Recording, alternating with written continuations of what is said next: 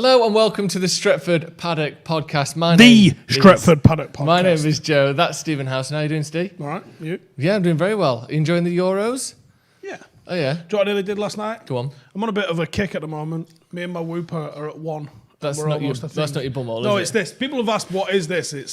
It's a fitness strap. Basically, it's like a Fitbit. People go, why are you wearing 2 watches, you dick? Yeah. It's only one watch, Right. and the other one doesn't have a face on it. And I'm in the zone with it, and what I tend to do is go bananas, and then I'm fucked for a week, and then I don't go back. Yeah.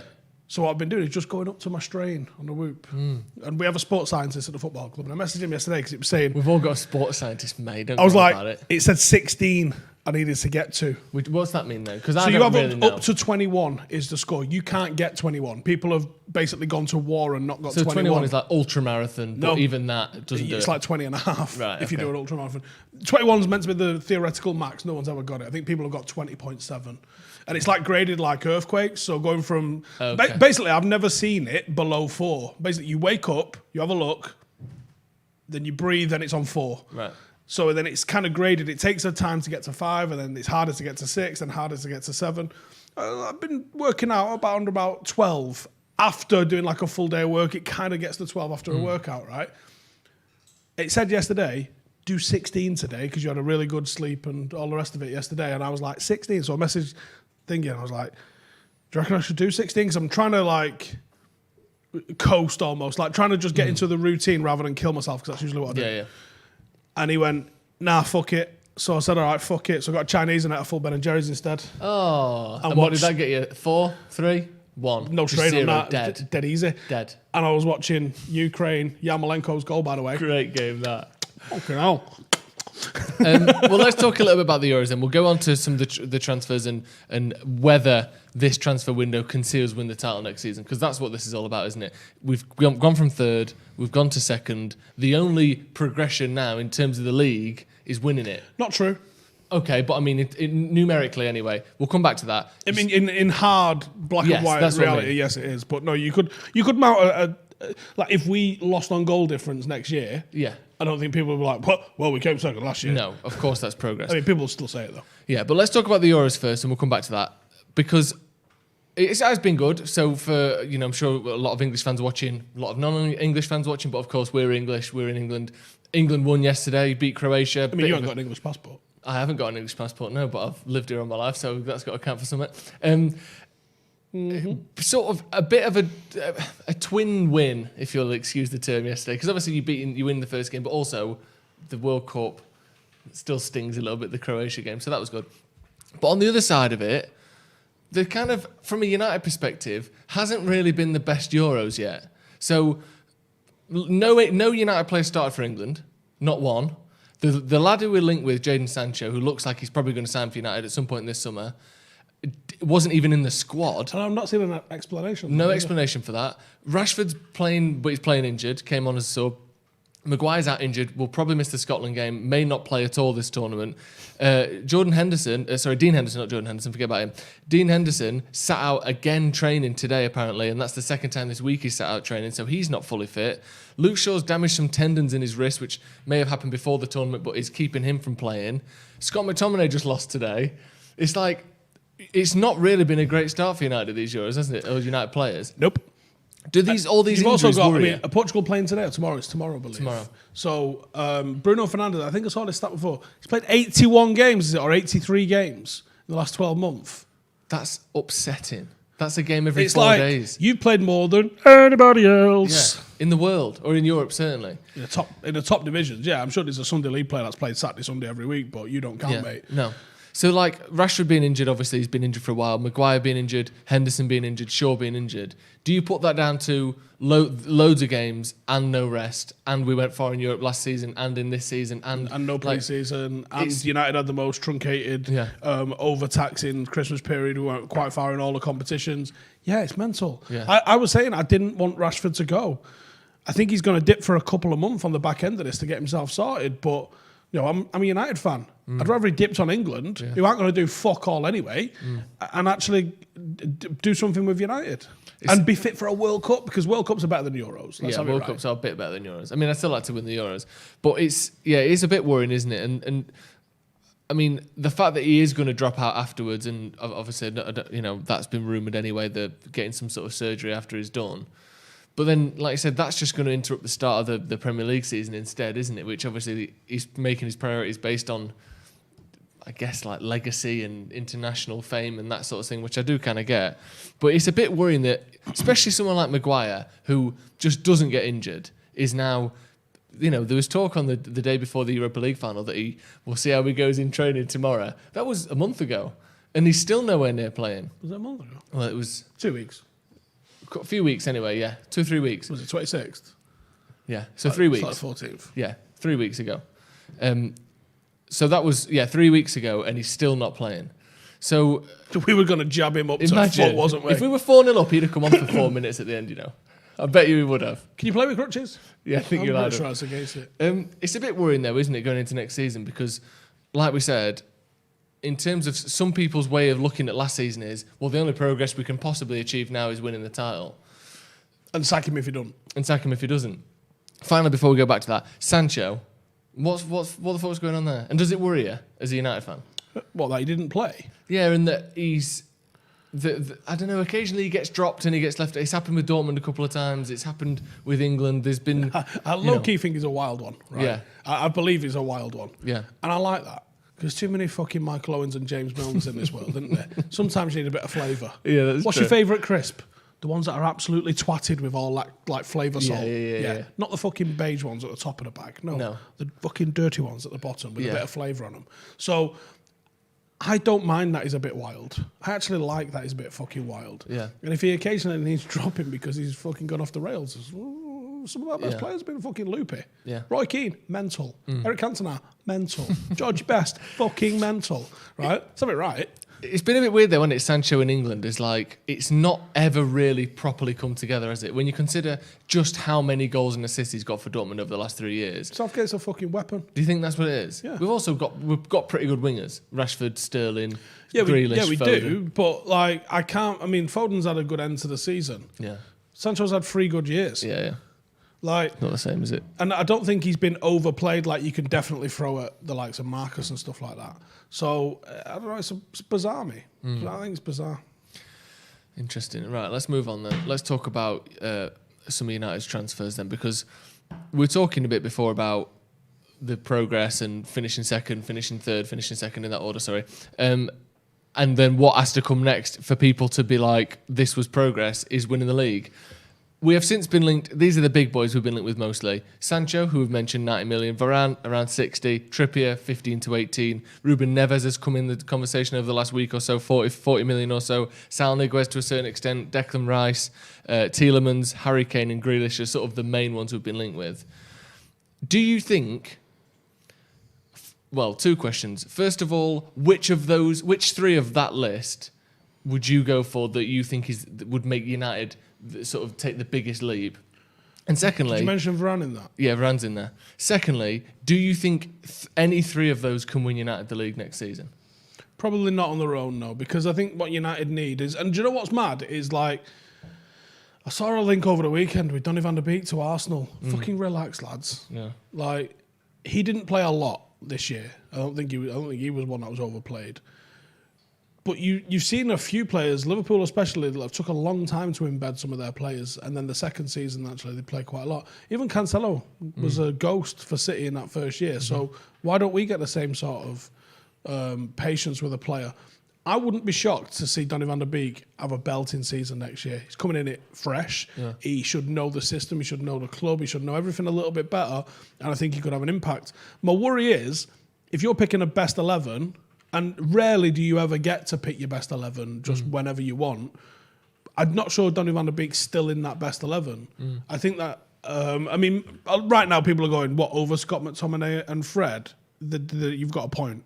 But I don't want to go into next season with Scott McTominay and Fred as my first choice. I'd like it to be Neves, Pogba, Bruno, or Saul, Pogba, Bruno. I think that is a midfield three that actually could look at any other midfield three in the world and say, we're having a bit of you.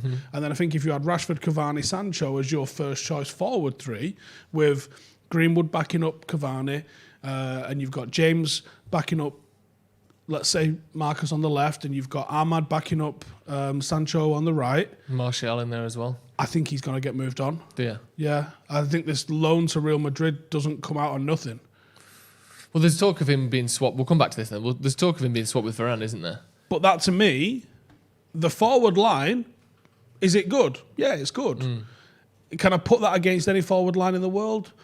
Not quite, but it's not a million miles off. The midfield, I think you can go against any three in the world. Then you've got to look at the defence. If Luke Shaw's able to continue the form he's had for 6 months, and it has been 6 months, it's not been the full year, which has been undeniable in the last 6 months, we've got a player. Right back, there's obviously some issues. The rumour that came out about Wan-Bissaka playing centre-half, I think, was damage limitation from someone at United's PR. You can't be massively linked to a right-back when you've got a £50 million right-back you only just signed, and not be like, well, we're just exploring options for a different... That's happening, actually. It's nothing to do with Aaron. It's to do with just another option. Yeah. So I think that was a little bit of damage limitation and PR. But Lindelof is not a title-winning defender. I think Maguire could be, and I think if you had like Varane next to him, I think you would have a serious contention. But you've still got a question mark over goalkeeper. So I think that, and I think you've still got a question mark over depth. And there's talk that Juan Mata might stick around. I'd love Juan Mata to stick around and be understudy to Bruno give Bruno a game off a month. Yeah, Juan Mata in you come. Perfect. He's got the legs to do that. And he's not quite... I think he's 32, isn't he? He's not quite as old as you think. He's not 35, 36, though. I mean, he's a little bit of a thing. That is a bit mad, though, isn't it, with the Juan Mata thing? That he's going to get another year. Do you think... I know, obviously, it's not the same as Phil Jones at all. But isn't there part of you really that thinks, isn't the same as Phil No, but Jones. isn't there part of you that thinks, this is a player who doesn't play for United. He barely gets games. He isn't really... he's not got any sort of resale value. He's not going to get better. Why would we keep him? Outside of Cavani, name me another player that we've got in the 30s. De Gea. Is he even 30 yet? It is, isn't it? Close enough. But yeah, not very many. No, and I think sometimes you do need some of those older heads just to keep people in check. People, when they go, you need them in the dressing room. Do people actually think that the dressing room's that 1 hour before kickoff? No, it's the 7 days a week that you guys are in training, and I think that there is a... You don't keep him around for that. You keep him around and in the squad because he's got productivity that he can add when you need to give him Bruno a night off ahead of playing City or Liverpool or a big Champions League game. What an asset that is to be able to do. And I trust Juan Mata to do that. Like I say, he's not that old. He's just slow. Yeah. And I think he wants to stick around because, we know a few things around the local area where he's kind of put roots down and he's bought a house, not rented a house. And that's, I think, only recently too. And he's got horses and things like that. And I know none of these are, dead sets. Things that you can't fix with millions of pounds. But it just feels like, it's got to June. There's been very little. There has been some, but there's been very little rumours of him going anywhere. And all the talk is, bit of a pay cut, new deal. And I think because that's the case, I think that's probably going to be the case. And he could stick around and be an understudy. And you do need, look at Manchester City squad this year, the fact that they've almost got 2 full 11s. As someone planning the squad, if you've got a full, let's say you go, okay then. So we sign Saul, we sign Neves, we sign. Is that your Sancho. 3 then? Of these 3? Is that I think you need, no. So my answer to can we win the league with 3 signings? No, we need 5. Right. Is it 5? You tell me. Varane? Yeah. Saul? Yeah. Neves? Sancho? 4. You think we can win the league with that? A Trippier? No, don't need him. I think we're going to, but I don't. You won't put him on that list. I don't think you need to. I think you've got Ethan Laird. Yeah. I think you could do as a backup job. Perfect. Yeah. Although I think he's more than likely going to go out on loan. So you construct an 11. That's a shadow 11 to your starting 11. So if your starting 11 is that 6 we mentioned earlier, and it's Saul, and it could even be Neves, because I'm really 50-50 on whether Pogba can go. But let's say it's Saul, and let's say it's Pogba, and let's say it's Bruno. That's your first choice. And your second choice is Neves, Van der Beek, Mata. Cool. And behind that, you've got Fred and McTominay still. Options. I think Matic is probably going to get moved on. Yeah. Jose's probably been already on the phone already. He's perfect for You'd look fantastic in Burgundy. Yeah. And everything's a lot slower, so you'd look fast again. It'd be great. And then, like we said, you've got Ahmad, you've got James, and you've got Greenwood as your second choice forward 3. And then in defence, you've probably got Lindelof and Tuanzebe probably still. You've got Ethan Laird, you've got Brendan Williams, you've got Tellez. You've got options there. The big decision still needs to be made over goalkeeper, though. Speaking of goalkeepers, apparently we've just had the here we go on Tom Heaton joining Manchester United, which isn't quite the goalkeeper thing you were talking about. Go get a champagne. Tom Heaton will undergo coming home. his medical this week and will sign a contract that will keep him at Man United until 2023 with an optional year extension. So Tom Heaton to Manchester United, back to Manchester United, confirmed. 35 years old, apparently. How's that happened? He's 23. How has Surely. that happened? That's mad. But yeah, done. Here we go. Confirmed. All that sort of stuff. Fabrizio Romano. Yeah. Here we go. It's done. So kind of makes sense. It looks like Romero's leaving, doesn't it? We've got a couple of super chats. One is from Sriram Bala, and this he wasn't mentioned in this list that we brought out before, so it's worth bringing up. How you doing, lads? Random, I know, but I couldn't. I know we shouldn't even entertain it since he's been touted to come back since day one, but can't ignore how romantic it would be if Ronaldo would come back. This board is like that. I don't think there's nothing in the Ronaldo talk. I think there's... Are you doing a double negative there, saying you think there's something in it? Okay. Yeah, I think there's something in it. I don't think there's absolutely nothing. I don't think there's nothing in it. I don't think nothing's in there, nothing, right? I think there's something in it. Yeah. Do I think that United are interested? Yes. The question is more, is he interested? How interested is he? There was some talk that United probably wouldn't pay the fee or his wages, which is like 400 grand a week. Just the 400 grand for me. Imagine that. £400,000 a week. Be dead by Monday. What even is that? It's all right, isn't it? It's not even feasible, is it? It's not remotely I think if I looked at the tax, though, I'd throw up. Yeah. Well, yeah, 150 grand of that's tax. Probably a lot more than that. Anyway, so yeah.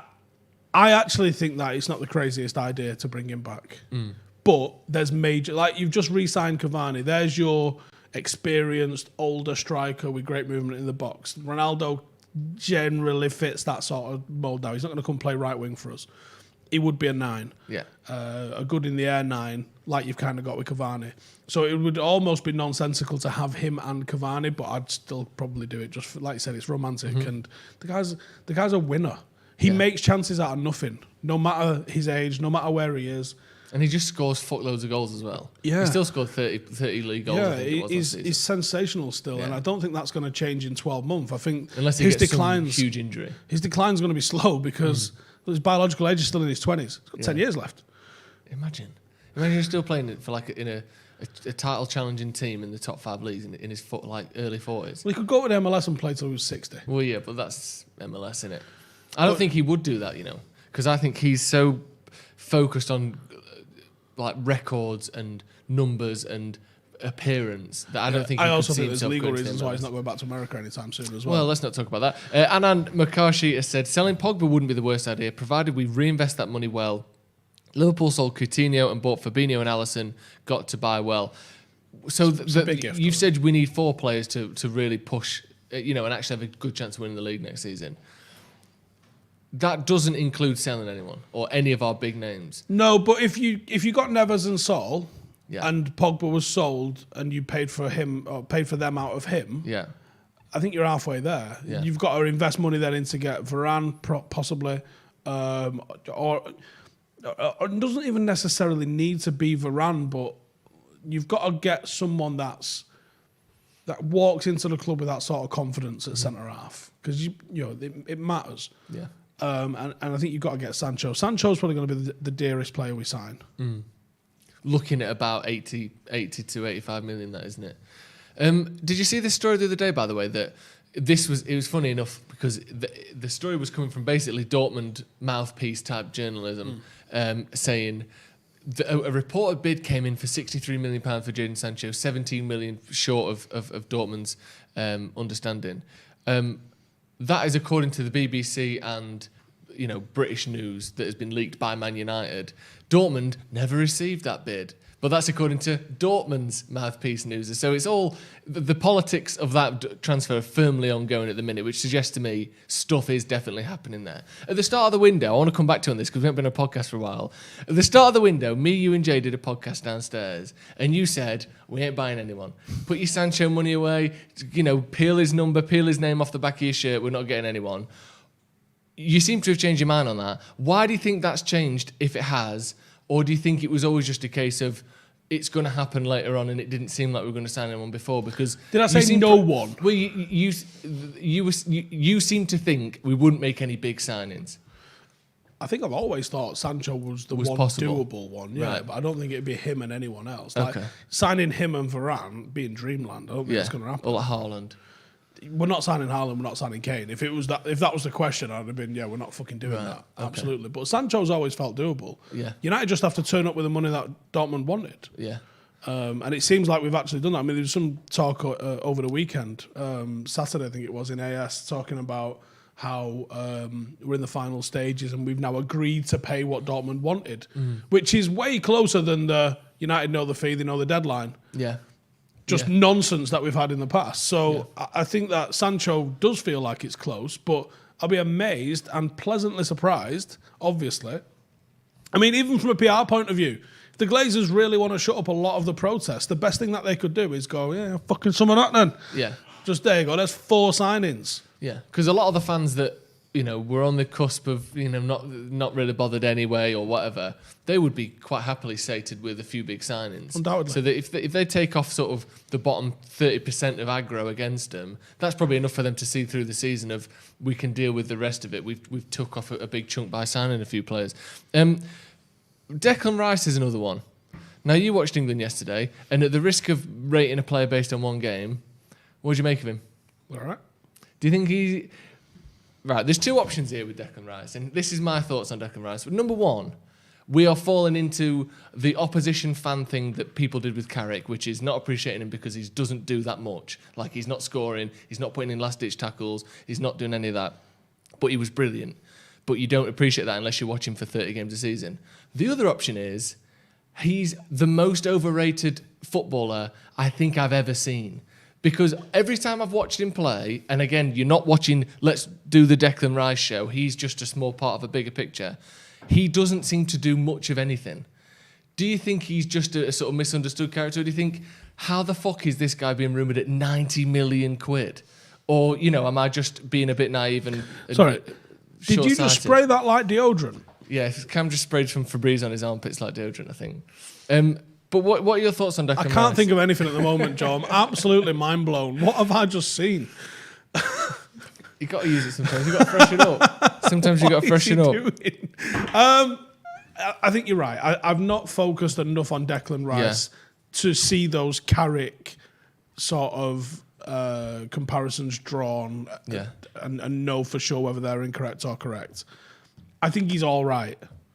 I'm not sure. A bit like McTominay. I think he's athletic. I think he's pretty he's pretty determined. I think he plays committed when he plays. But does he have the quality? With West Ham, you're not going to be on the ball a lot. Certainly not 60% of possession like you sometimes are at United and weirdly occasionally are at England.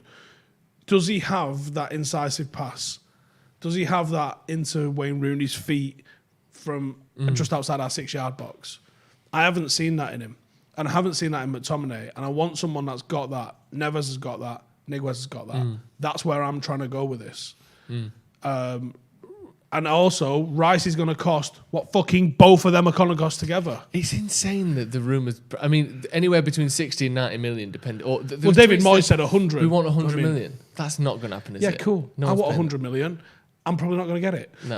Yeah, exactly. We've got a couple of super chats. Miles Van Eaton said, Bissouma on the numbers is equal to or better than Rice across last season, plus half of the price. We could still sign Neves as well. Bissouma gets talked about a lot, doesn't he? People seem to like him. Bissouma's in that sort of real destroyer sort of number 6 kind of vein, which is an option. And I could be completely wrong on this, but I think that you don't need that. Roy Keane was that destroyer. Roy Keane was very Kante-ish in how he played. Kept the passes simple, drove the team forward, won tackles, would go to ground making tackles, and just stopped anything getting into the back four. When we moved away from Roy Keane, we brought Michael Carrick in. He was a completely different flavour. People lost their shit when we gave him the number 16 shirt. He's not fucking Roy Keane. He's never even made a fucking look at him. He was called Carrick the Crab. His hair gel. He can't be Roy Keane. He passed it sideways. Yeah. Because he was more Busquets than Keane. Yeah. He kept the ball moving. He had that metronomic passing, and it took us. It took us a long time to see Michael Carrick was about. I think in Fergie's book he mentioned it. Carrick didn't realise he was a good player until he was like 30, something like that. And then he sort of grew into that sort of role. But he was such a good footballer. Yeah. And I wonder, do you need your Roy Keane, Kante-style destroyer, or can you have your Pirlo, your Pirlo played 6. Not always. Vidal sometimes would be that sort of destroyer. And I wonder, can we have a Neves maybe? And is Neves more, especially with Michael Carrick still at the club, can Carrick sort of be like, here's what I'm seeing? Yeah. Because Neves has only just turned 24 as well, I think. He's got so much experience for his age. I rate him very, very highly. Yeah.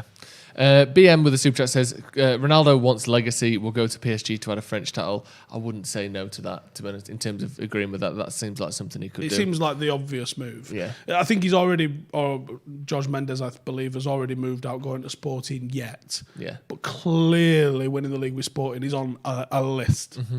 It doesn't seem like the kind of... I mean, because we logic this out on Transfer Review. It was like, he's not going to go anywhere else in Spain. He's not going to damage his legacy with Real Madrid. No. He's not going to go anywhere else in England. He's not going to damage his legacy with United. Is the Scottish League, the Irish Prem, the fucking Swiss Premier League, are these leagues big enough for him? No. The 3 other divisions in Europe he needs to win. So I don't think he won the league with Sporting.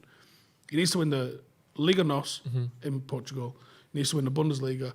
He needs to win the French league. I am almost certain no one's done that. No one's got that sticker book all stuck in. Who could even possibly Premier have it? League. Zlatan would be as close as you can get, but I don't think he's got. He did not win the a couple league. of them. Certainly not United. If you remember. Yeah.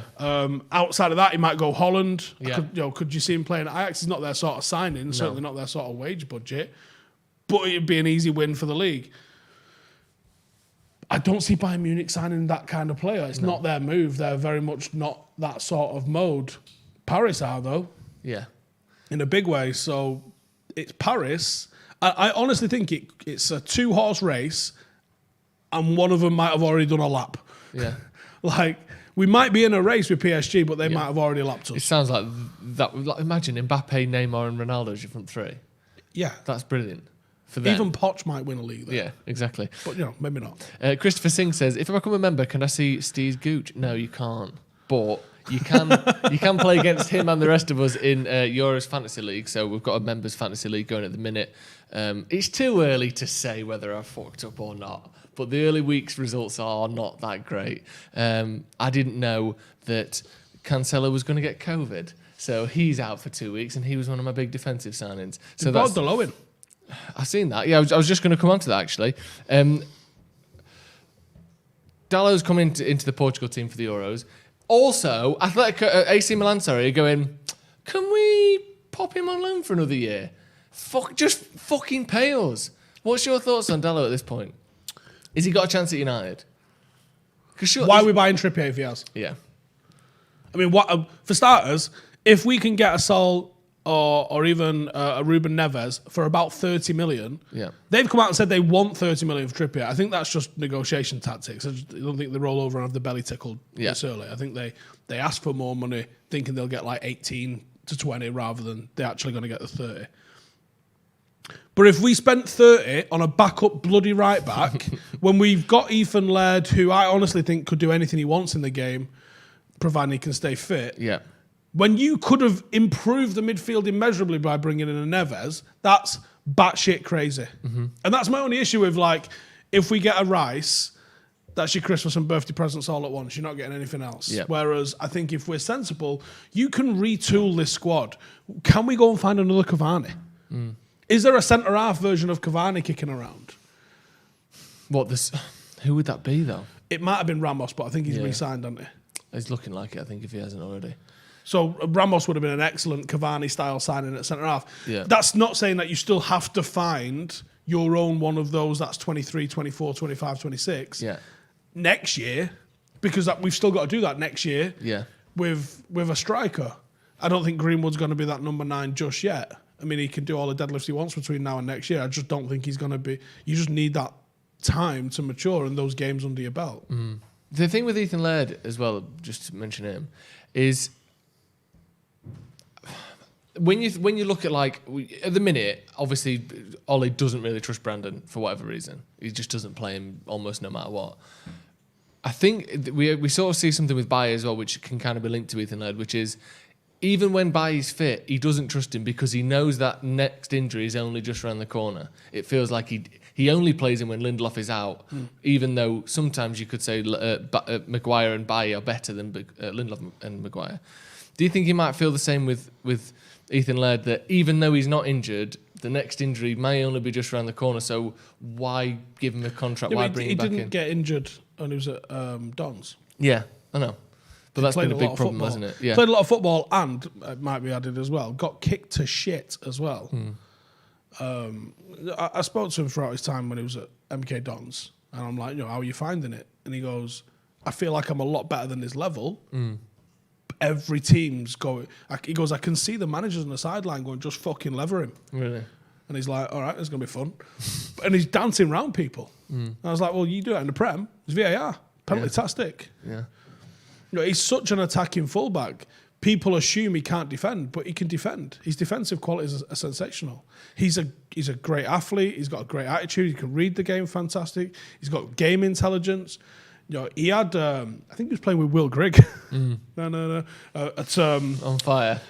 At MK Dons. No. You know the song about Sweet Caroline or something. And he was putting it on a plate for him, and I think he was missing. Yeah. And I'm like, your job's to put it in there. It's his job to put it in the back of the net. And he was making the chances. So I think his manager at MK Dons was happy with him. I don't know if he's going to go back there or not.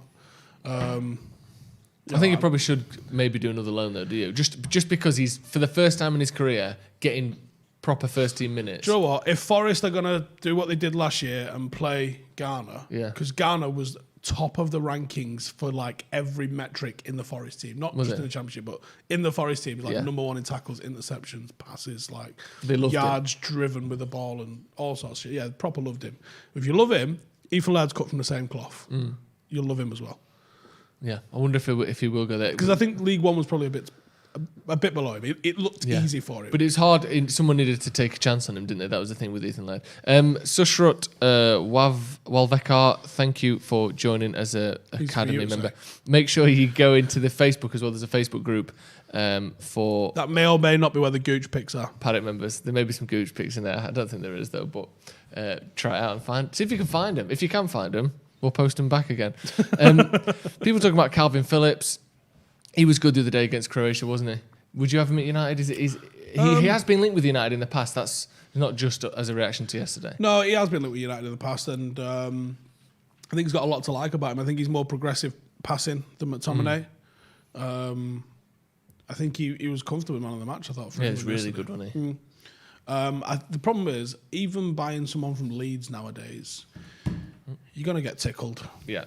I think going to the Premier League and buying players is mental. You want to take a first team player from a top 10 Premier League team or top 15 Premier League team, one of the ones that's not bouncing up and down with the Championship. You want to take one of their best players off them. It's starting at 40 and we'll see you later. It's that expensive. You can go and get someone's best player in La Liga for 40. Yeah. Not just any player in their team. Yeah, I mean, look at the figures Brighton got relegated and got 40 million for Ake. I like him. I think he's a good player. Bournemouth. Sorry, who did I say? Brighton. Yeah, Bournemouth. Same thing. From the South Coast. Yeah, exactly. What's the matter with you? Bournemouth got 40 after getting relegated for Ake, and they were talking about a similar sort of thing for David Brooks. Yeah. And you're just like, no, this is madness. This isn't happening. But the TV money in the Premier League means that. I mean, look at Everton. Previously United used to go and raid Everton, raid Spurs. You can't knock on Daniel Levy's door without it costing you 100 million nowadays. That's his call-out fee, like a plumber. Yeah. He's like, I've turned up, so He's that's, like, hello, that's 100 million. million. I've not even told you who. No, but that's what the phone line costs, because we're allowed to. So, you could previously go and raid Everton, take Godfrey off them, something like that. Take Richarlison off them, or even Calvert-Lewin off them.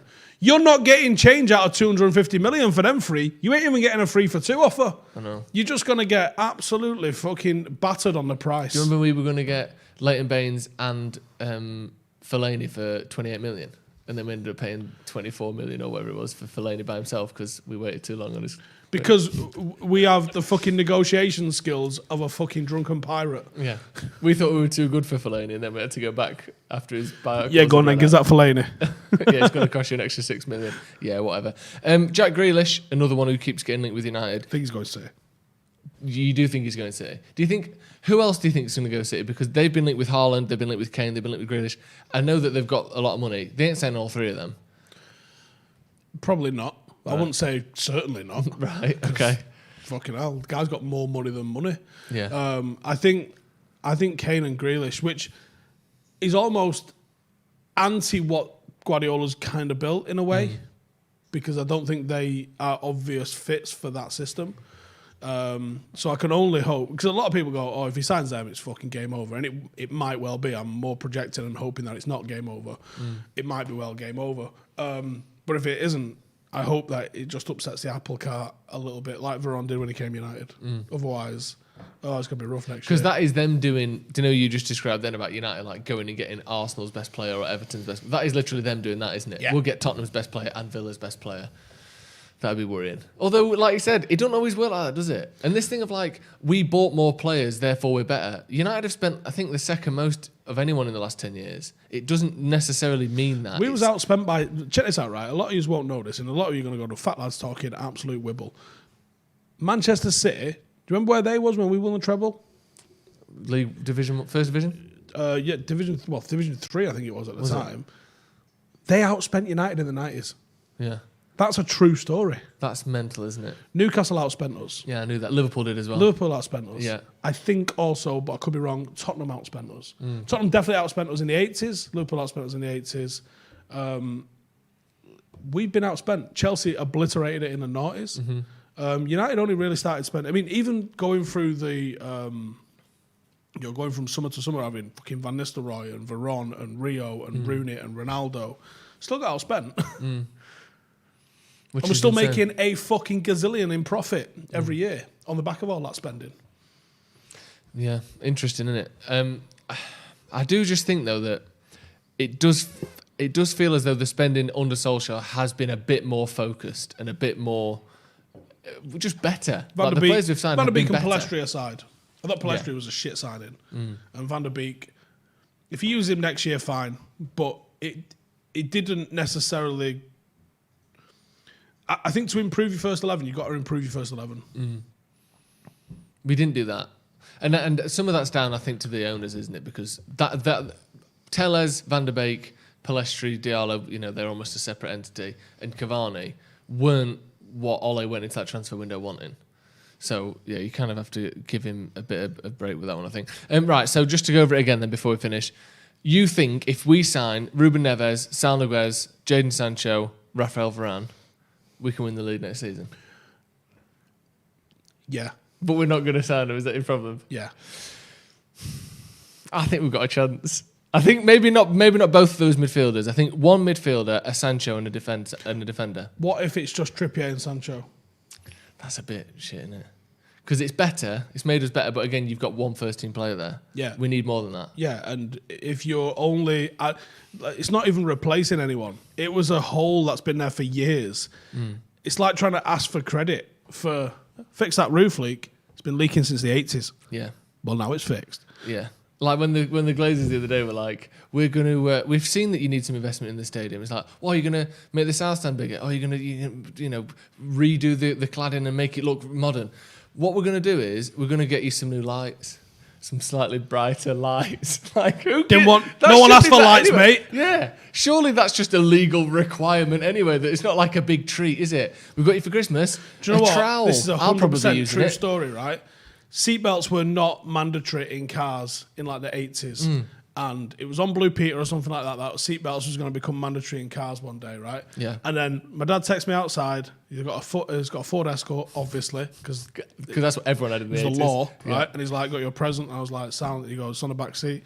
Open the door. I'm like, what is it? And he goes, seatbelts. You fucking kidding me? That's 100% true story. That is literally what the Glazers have done with them lights. Yeah. The lights. It's a legal fucking requirement, you lunatic. Enough. What are you talking about? Hey lads, fucking seatbelts for a present. Happy Christmas. Got you some new floodlights. Oh, cheers. We thought we might be able to, go to more games because there's more tickets available. No, none of that. Fucking hell. Right, I think that's a good place. Lights, Dad. A good seatbelts. Is that true? 100% you got some true. Seatbelts for your birthday. It was a white Ford Escort. Fantastic. Right, that's going to be all from us. If you aren't a member, make sure you join this extra video content for members. And again, we've got stuff like the Euro League going on at the minute. Someone said they were second in that, which is a decent start. I'm certainly not second. Someone will be. We haven't even had a full round of games yet, so still plenty of time for me to catch back up. We have plenty of stuff going on. Also, over on Twitch, we'll be live tomorrow night with a watch along for, I think it's Germany-Portugal tomorrow. Big game. Or maybe France-Germany, one of them. It's that group anyway. We'll be live tomorrow at 8 o'clock on Twitch. So if you aren't following us on Twitch, just head over there, twitch.com/Stretford Paddock. Check us out. Follow us on that. We're going to be doing lots of Euro content on there, keeping it united on the fan channel, branching out a little bit over on the Twitch. So check that out as well. Someone just said, I'm actually right. Scotland, what the fuck happened? Yeah, Scotland lost 2-0 today. There's a couple more games coming tonight, but we're also coming tonight after the last game. There will be transfers live. Me and Jay giving you all the updates on the latest Manchester United transfers coming at 9:30 tonight, so make sure you check that out. Thank you to everyone at home for joining us. Thank you, Steve, for coming on. We'll see you in a bit.